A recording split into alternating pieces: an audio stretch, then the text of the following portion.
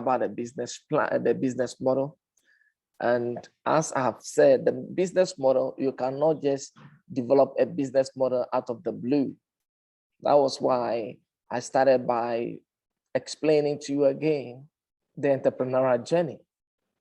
Now, on the entrepreneurial journey, you have to be able to identify opportunities, problems. And every problem that you identify is an opportunity. The difficulties, the challenges that you identify, they are your opportunities. They are the ones that you are going to solve or respond to. They are the ones that you are going to seize and make them work for you. So if you haven't identified anything, then you have a challenge that you cannot actually put out anything. So you can identify a problem, you cannot prescribe a solution. If you can identify a problem, then you can prescribe a solution. Now you've been able to identify, prescribe a solution, and the solution has taken the form of a service or a business. But then this service or business, before you go out and say, hey, I'm going to sell it or start a business with it or start a company with it, you're going to have a trouble. The problem you have are married. You waste your investment, your money, your time, your energy, and so many other things. So for you not to waste your energy, your time, your investment, and other important resources, you need to carry out what we call the feasibility analysis. I hope you got that one clear. So you carry out your feasibility analysis, and you are satisfied with your product or service concept. And you know there are demands, people will buy. You check the industry and the target market is viable. You test the organizational feasibility, it is workable. You look at your financial feasibility and it is good to go. Then you have to craft what we call a business plan. For the business plan, you can develop 3 different types of a business plan, but only one of it is what you have to focus on from the word go. So you can start with, as a new business, you can start with what we call the summary business plan. And it is mostly used by firms or businesses that are starting from the scratch, or they are yet to enter into the market. They want to find out whether they'll be attractive to angel investors, to stakeholders, or whatever. If they will, they can come back and develop what we call the full business plan to attract investment, or develop operational business plan. Usually, the operational business plan is used within the organization. It shows the company's processes and everything within the organizational structure so that employees can abreast themselves with situations, happenings, and how to adjust, what to do, what they cannot do, all of that within the business setup. You are done with that. Develop a model that you will follow. The model you will follow to send your values to your customers. That is what we call the value proposition. Right. So when you talk about a business model, we first of all have to understand what a model is. And we say a model is a plan or diagram that is used to make or describe something. So talking about a business model, we are talking about a firm's business plan, business model in the form of a diagram or an illustration that is going to show how the firm is going to compete in the marketplace. How are you going to be competing with other companies or similar firms within the industry? How are you going to be competing? Your business model will show that. The way you are going to use your resources, how you are going to structure your relationship with your customers, and even how you interface with the customers. The business model is going to spell that out. Then how you are going to create the value to sustain yourself on the basis of the profits you are going to generate is so important. And these should become the primary issues that you are paying attention to. So when you talk about a business model, then you are talking about all the activities, right? All the activities. There are several kinds of activities that a company, a firm will have to engage to be able to come out with a product or a service in order to compete in the marketplace. So all the activities that define how a firm competes in the marketplace is what we are referring to as the business model. So having spoken about that, let me show you an example of a business model. So this is a typical business model that if you look at this model very well, it is, you don't have so many details in it. The reason is that business models, we don't have one size fits all. Every business and the kind of activities that they have in place to generate even the finished product before sending it as the value to the customer. So we don't have one size fits all. So this very one, maybe probably yours is a service. So your service, before you got here, this is what we call the value proposition. This is what you have developed. This is what your group has manufactured. This is what your company has come out with. These very products. You are coming out with these very products. I believe all of you can see it, or only a few of you. If you cannot see it, please let me know. But I do believe that all of you can see something happening here. So that is what I am referring to here. So you have what we call you have your value proposition here. So this is the value that you want to send to the consumer. So now let me find out from you briefly before I continue. Let me find out from each of the groups before I continue with that. Please respond, be responsive. Esther, let me find out, what has your group developed? What product has your group developed, or service has your group developed?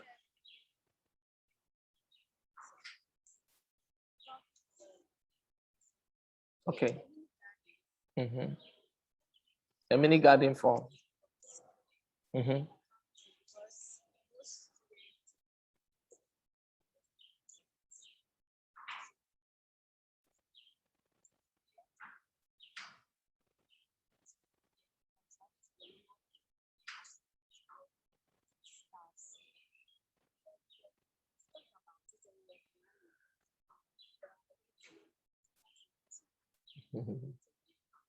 Because you are going to use the world's time to do that. All right, let me come to Sandra Limo. Sandra, what has your group been able to produce?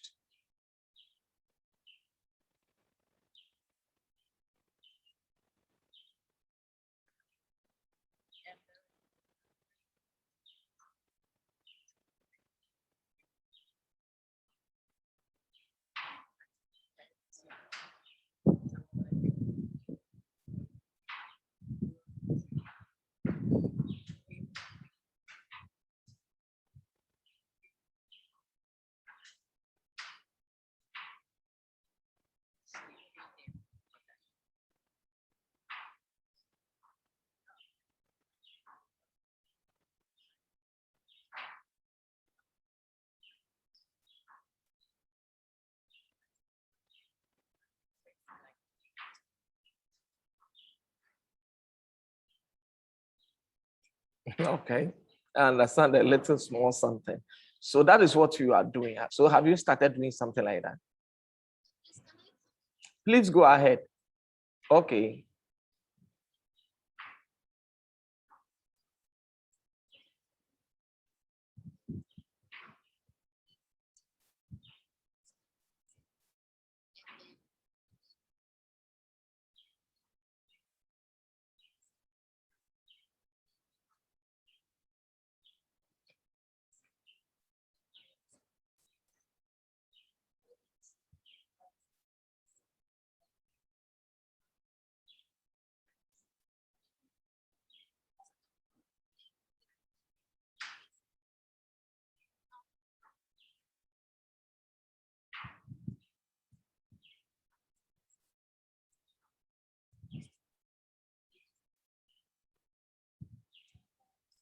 You as a group.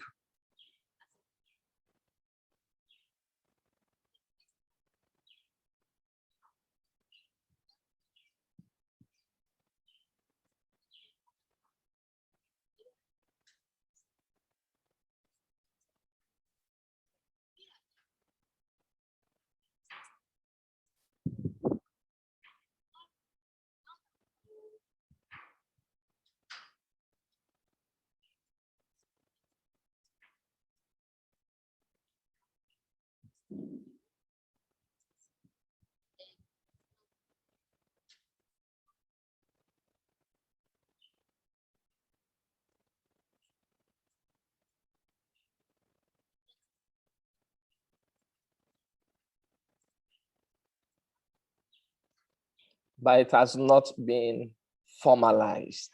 Oh, okay.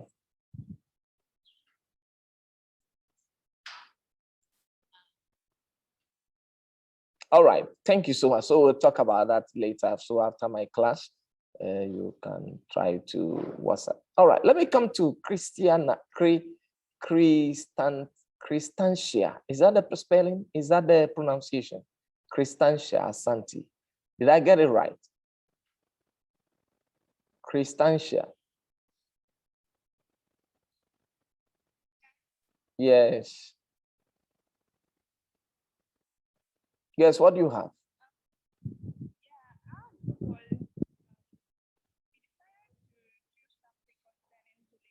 Okay, so you have not done it. All right, thank you. Let me go to Angela. Angela Otiwa. Yes, madam.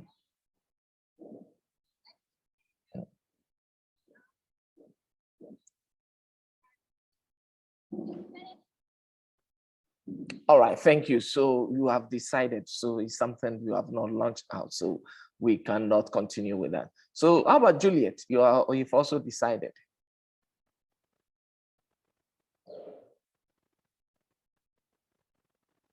Juliet?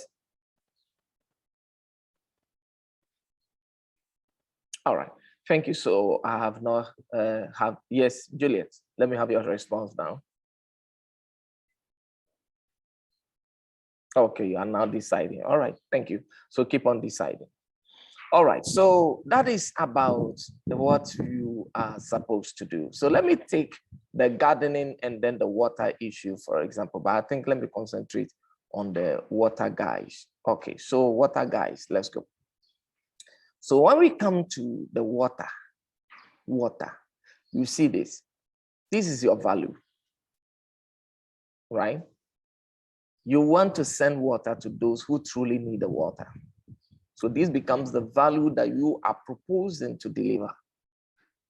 You are proposing to deliver this value to your consumers. And if they are interested, they receive that at a particular fee or at a particular charge. So you are doing your packaging here. So it becomes the value you are proposing to send to them. So these are the people who really need the water. So within this business model, you are seeing a series of activities. You're seeing a series of interfaces that you will have to pass through to be able to do this, to meet the need of this one person standing here. But it's not just this one person, because you are looking at a problem of a particular group of people or a segment of people, and these person belong to that segment. And this is the value that you want to deliver to this segment. To deliver this value to this segment, you have to think about what you should be doing at the background, the key activities. How are you going to be getting the water? Think about that, the resources to go into that. Who are going to be your key partners in delivering potable water to these people? Are you going to be needing tankers and etc.? Are you going to have your own means of getting the water actually flowing to these people? Then the cost structure. What will be the cost involved? The effort you need to make, the risks you have to take, the revenue streams, you have to think of it, right? After you are done with all of these to get this, think about how you're going to be in relationship with this person. Because today's customer is a complex person. Is a very complex customer. You cannot just wake up and say, hey, I have water, come and buy, you need water. Who told you? Even the way you talk may put the person off or put the segment market off, your target market, to put them off. So you need to develop a relationship, first of all, with them, to fall in love, to have the feeling to do business with you. They have to fall in love and have the business, they have the feeling to do the business, to even receive the water, even though the water You are not going to dash them.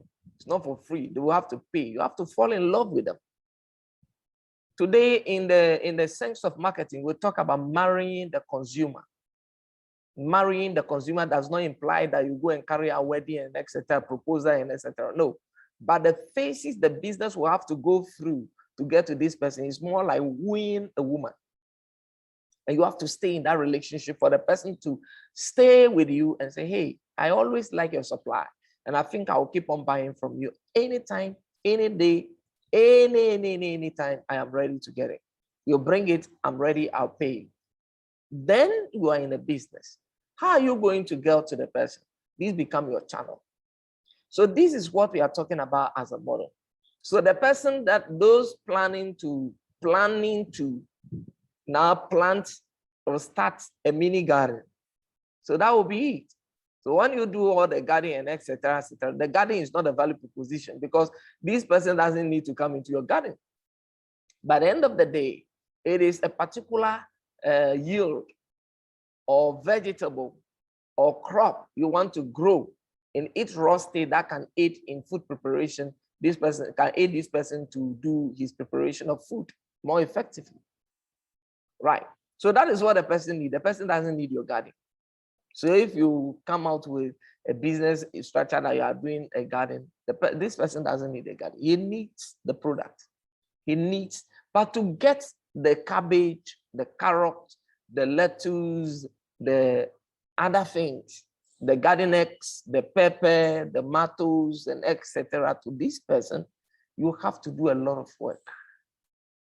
You have to do a lot of work at the background to come out with this value and then channel it to this very individual. It's so important. And this should be at the back of our minds at all times. So that is about the business model as I have been discussing with you. So, yes.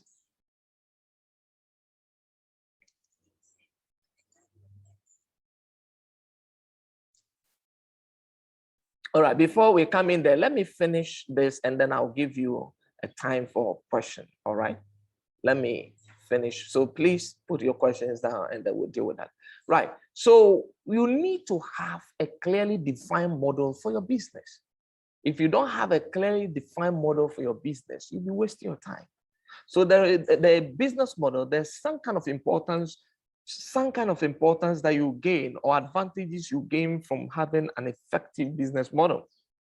So having a clearly articulated business model is important because of some of these advantages it yields to you. One, the business model, when you have it, it serves as an ongoing extension of feasibility analysis, which I kept referring to over and over and over, right?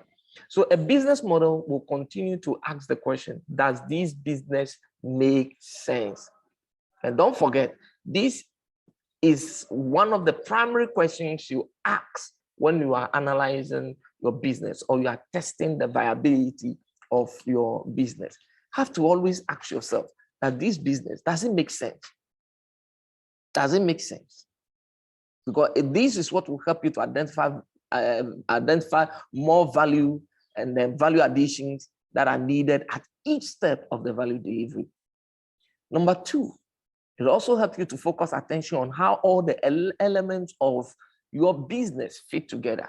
Now we have looked at all the elements that constitute the business model. How do they all relate, fit together? How do they constitute a whole to deliver value? The third one is, it helps you to describe why the network of participants, okay, are willing to work together, because you have network of participants. There are different groups that have to be together, to work together. So the business model will help you to describe that. You cannot just start a business and say, hey, I'm going to this production, and then you start a production. This is the reason why many Ghanaian businesses or African businesses are not making it. Because the science of doing business, you are not willing to learn it. And if you're not willing to learn the science of doing business in this contemporary time, you will only be going from hand to mouth, hand to mouth, hand to mouth. But to break through within the structure of a business and then make it within the environment, it is not going to work. The fourth benefit or importance of the business model is that it helps us to articulate our company's core logic to all stakeholders. So what is the core logic of your business, right? This includes your employees. So you articulate your core logic to your stakeholders and then your employees. This is what serves as your reason for existence. Your reason for existence is your mission. You need to have that at the back of your mind. But what is important, as I kept reiterating the same sense to you over and over, is that we don't have one size fits all business model. So look, for instance, somebody want to go into potable water provision to needy students or students who truly need water as a result of the floor of their hostels, on their hostels that they are located. So they cannot have easy access to water, or will have to be climbing or going up and down, maybe 4-story or 5-story, just to get a bucket of water up to serve their needs. This is a problem. So if you want to use the business model of this water supplying firm, you're going to have problems. If, for instance, you are into farming, you are into gardening, how do you use the same business model for it to work? Cannot work. So yeah, that is why we say we don't have a one size fits all. We have a variety of business models. Probably yours is a telecommunication what they call service, or yours is a website development service, or web hosting service, or yours is a school, or yours is a particular product that you want to use to service the needs of children or young people, and etc. The business model would definitely be different. But what is important is that the most successful business models in an industry predominate and sustain. So you have to pay attention to that. But the weaker ones will lag behind. So there is always opportunity for business model innovation. You can innovate. Always you can innovate and go ahead and say, hey, I need to now look at this, concentrate here, concentrate on that to deliver this value. I have to be looking at this. So you need to always be intact and be sure that you can cut from everywhere, you can get ideas from everywhere, incorporate them into your business model, and then you move on. Now, talking about a business model, we are going to talk about how it emerges. Okay, how business model emerge. Business model emerge primarily because of the value chain, right? We are speaking about this. All of these, you see, this is your value, right? This is your value. Before you get to the finished structure of your value, you have to go through a level of activities at the background.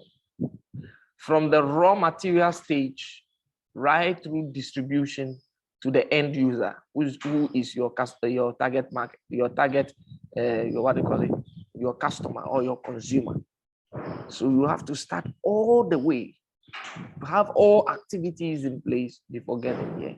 So that is why we call it the string of activities that moves a product from the raw material stage. So you see, it's a string of activities that moves a product from the raw material stage through manufacturing and distribution and ultimately to the end user. But if you're going to be supplying water, which is already refined, you don't need to go through manufacturing. What you are going to do is there is still the raw material stage, and then you come to the distribution before the end user gains or gets access to the water you want to supply.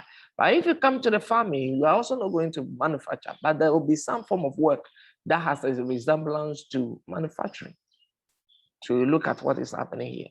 So by studying a product or a service value chain, an organization can identify ways to create additional value and assess whether it has the means to do so.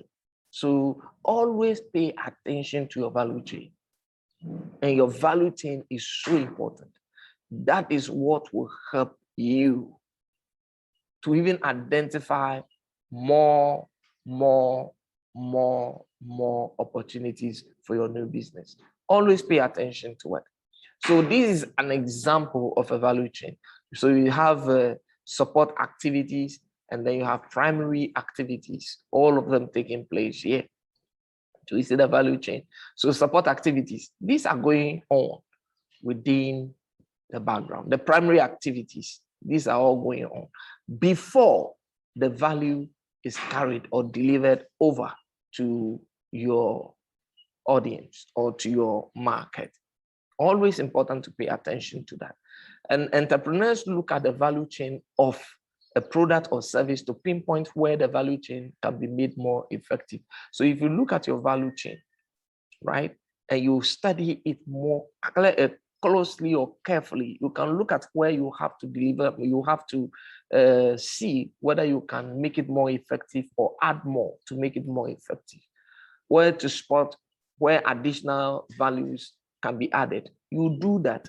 So your value chain, you always don't overlook it. You have to always consider to pay attention to it to be able to deliver more value, both to yourself and then to the consumer. So that is how the business model emerged. So by carrying out that as also as an investigative tool where you analyze your value chain, your business model can help you focus on this. The analysis of your business model can help you focus on this. One, sometimes you can look at a single primary activity, and such as marketing and sales. It's a single primary activity that you can devote your time and say, okay, let me look at my marketing and sales, the way we are going to market and the way we are going to sell the product. Let's look at it. Let's pay attention to it so that we can really develop that aspect of the company's activity to have people buy the product. So this does not actually pertain to all groups. Some people will want to look at that. Some people will also want to interface between one stage of the value chain and another, such as the interface between operations and outgoing logistics, operations and the outgoing logistics. Some will also want to look at one of the support activities, such as human resource management, to work on it more effectively. So whatever it is, you must analyze your value chain more effectively to gain whatever you want.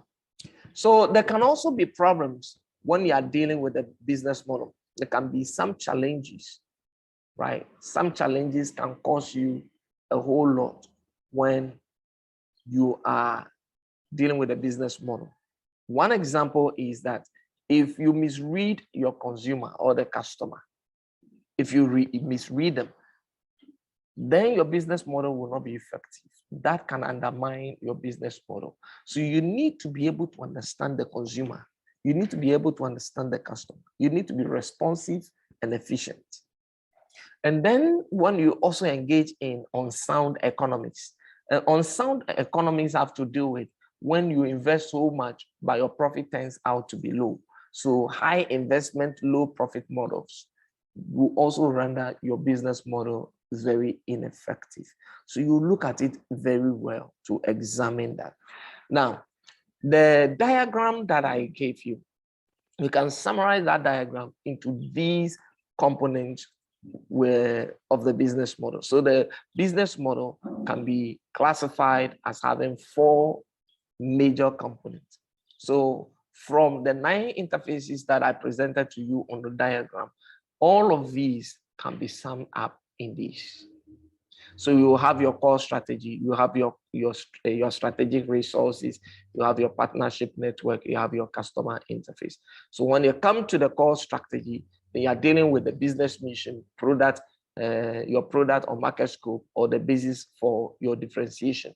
Every business needs to have a core strategy. So find out from yourself and from your group. You should sit down together and then plan, what is our core strategy? What is our core strategy? And the core strategy is about, it describes how your firm, how you, the entrepreneurs, if probably you have started a firm, how you, the founders, you are positioning your firm to compete relative to your competitors in the marketplace. But because you are not the first to actually come up with a product like that, you are not the first to come up with a service like that. There are others also doing it. So how do you plan to compete in relation to your competitors in the marketplace? So when you're drafting your core strategy, some of the elements to include are the mission statement, product market scope, and then the basis for your differentiation. So what is your mission statement? Why do you exist? Your product or market scope, what is it? And what is the basis for your differentiation? So when you talk about a mission, that was what I mentioned. Why do you exist? Why does your company exist? What is your reason for existence? So your mission or your firm's mission, which is also called a mission statement, describes why you exist and what your business model is supposed to accomplish. This is what you talk about. And when you talk about your product and market scope, then you are talking about what defines the scope, okay? Where your product and market on which your product will concentrate, that you are concentrating on. Your product, what is your product? You're coming out, you want to farm cabbage and etc., etc., etc. To which group of people? That become your market. Your product and then your market, on which it will concentrate. The value to be delivered, always you have to know that. So if you look at the diagram that I showed you, you saw the value proposition well wrapped, neatly wrapped.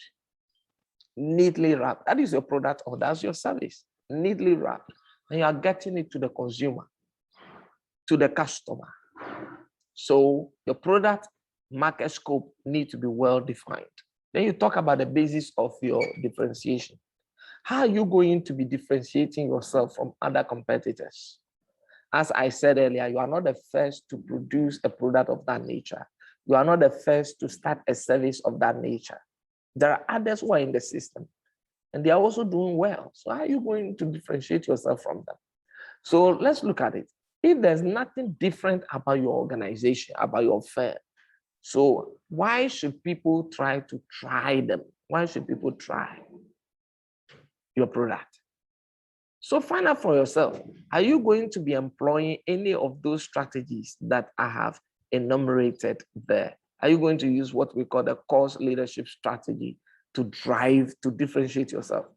Cost leadership have to do with the service, the amount for which you're going to be selling your product. So you are going to cheaply price your product, but not so cheap that people will also take it as inferior products. But it's not going to be expensive that much, so that people will have the trust that, hey, when we really need the material by the money. So once it is within our means, we'll buy it. Or you're going to depend on a specific niche, maybe for footballers like Nike, or iPhone, which is positioned for a particular lifestyle. So you look at it very well. Or innovation. You're going to dwell on innovation to differentiate yourself. Differentiation is always important, always, always important. Now we want to look at the strategic resources. So before I continue with the strategic resources, let me take a few questions, then we'll move on.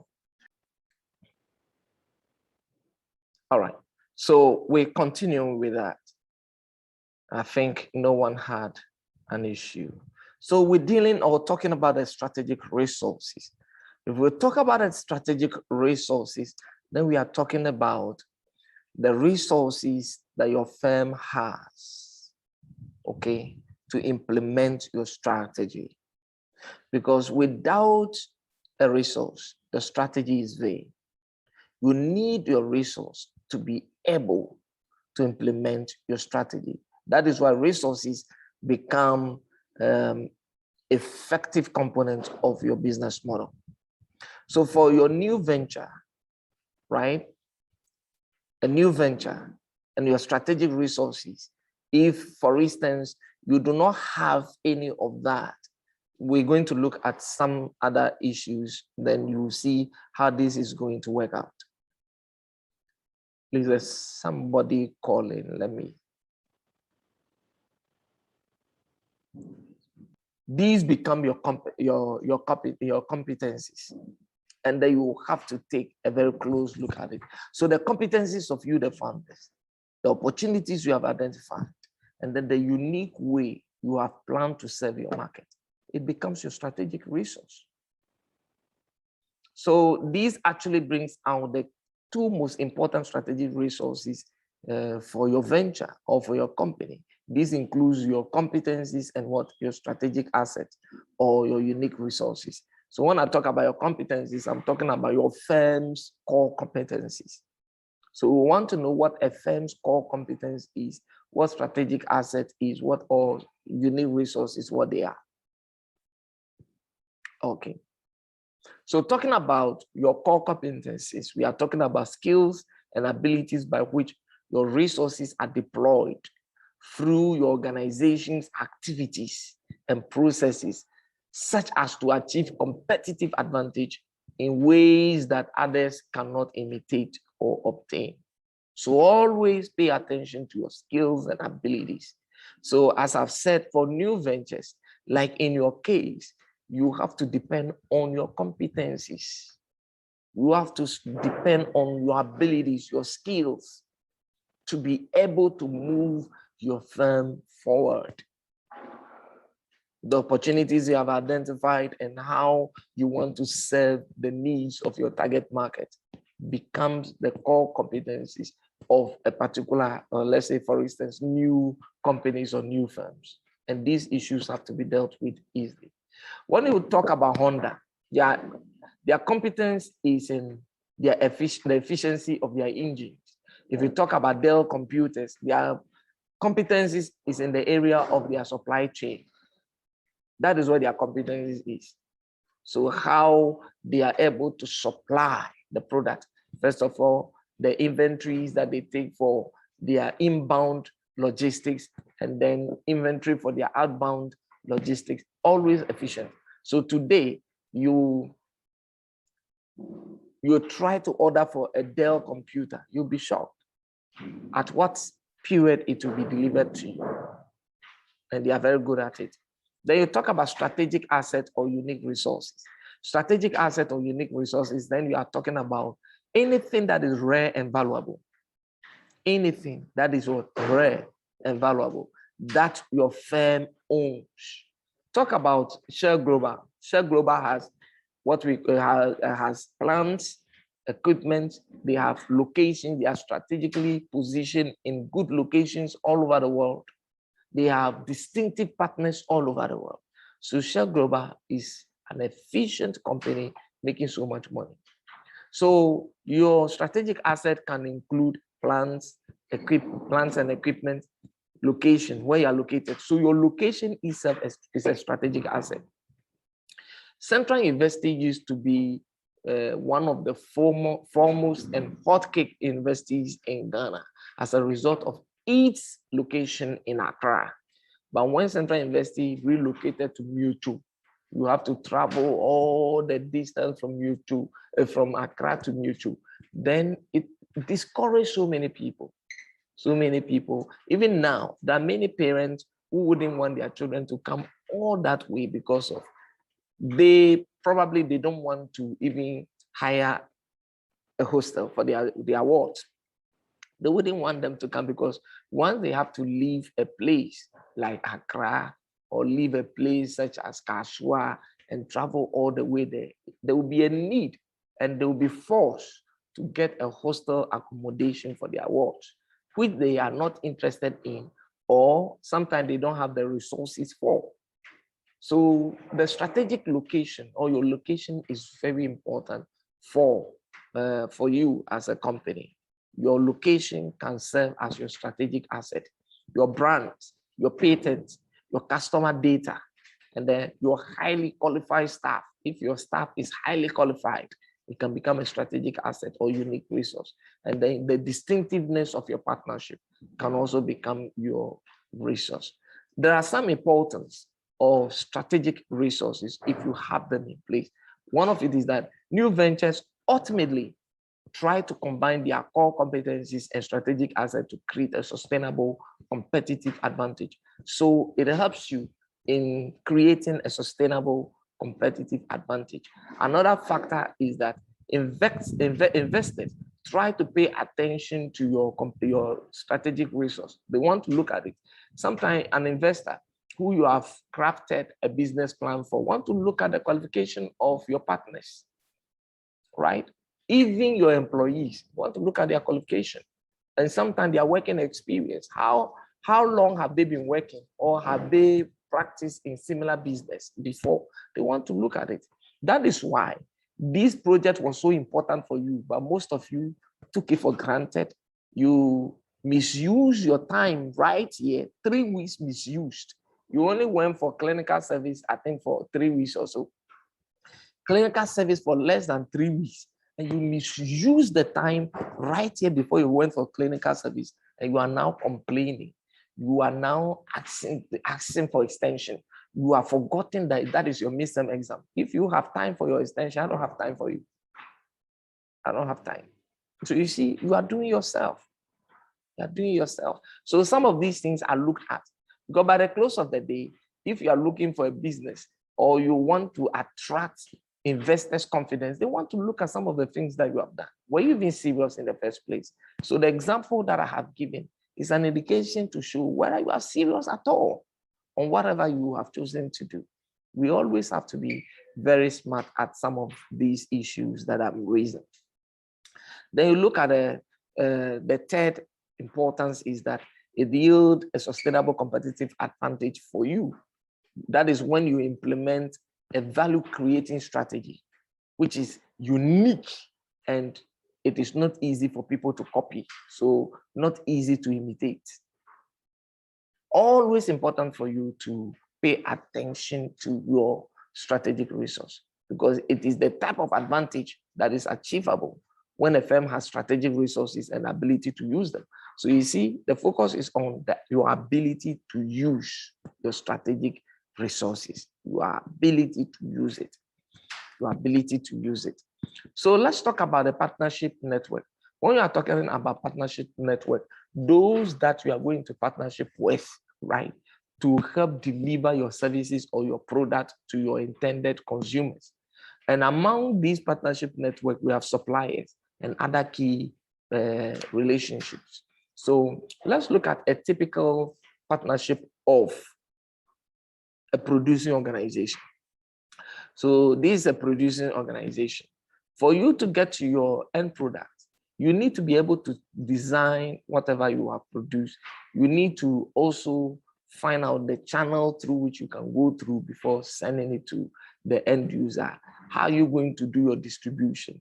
And then who will be your suppliers? How are you going to get a raw material to do your production? So important. So as a producing organization, you have to go into partnership with other organizations. Each of these organizations, they are specialists in their particular business functions. This is a specialist in their particular business function, designing. This is also a specialist in their particular business function, that is trade organizations. They will organize and help you so that you cannot lose in the marketplace.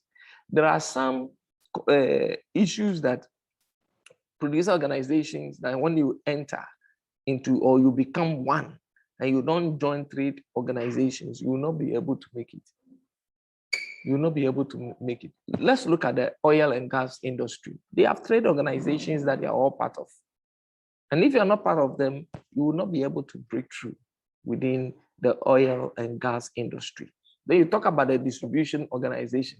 That is their specialization. And that is where they can deliver more function to you, and then you will love it. Then we have the supplier organization. The supplier organization will also help you supply raw materials to you. That is their specialization. And they will help you to gain all of these for yourself. So always pay attention to your partnership. So important. So we talk about suppliers, then we are talking about anybody or company that provides parts or services to your company.